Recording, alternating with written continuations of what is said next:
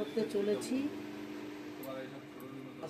এখানে রূপচাঁদা মাছ আছে, আর এখানে কচুরমুখী আর আলু আছে। তেলের মধ্যে মাছ ছেড়ে দিচ্ছি।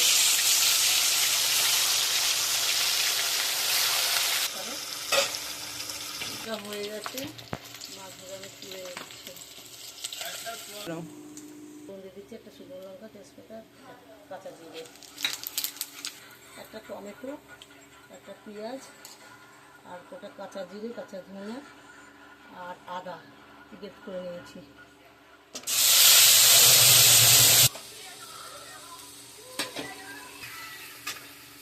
দেড় চামচি নুন আর 1 চামচি একটু বেশি আছে কাশ্মীরি লঙ্কা দিয়ে, একটু কালারটা আসার জন্য।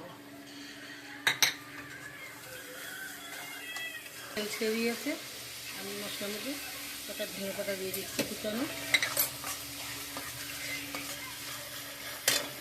আর এখানে একটা আলু আর মুখি কচু আছে, সিদ্ধ করে জলটা ফেলা, আমি দিয়ে দিচ্ছি।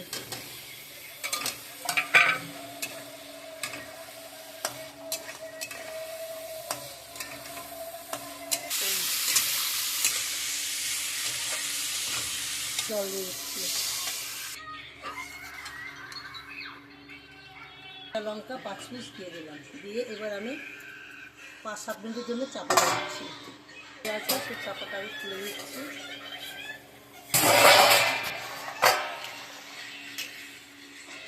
মাছগুলো আমি একটা করে দিয়ে দিচ্ছি। 5 মিনিটের জন্য চাপা দিয়ে দিচ্ছি মাছগুলো। আমি চাপাটা দিয়ে মিনার কাপের তরকারিটা হয়ে গেছে। একবার বলে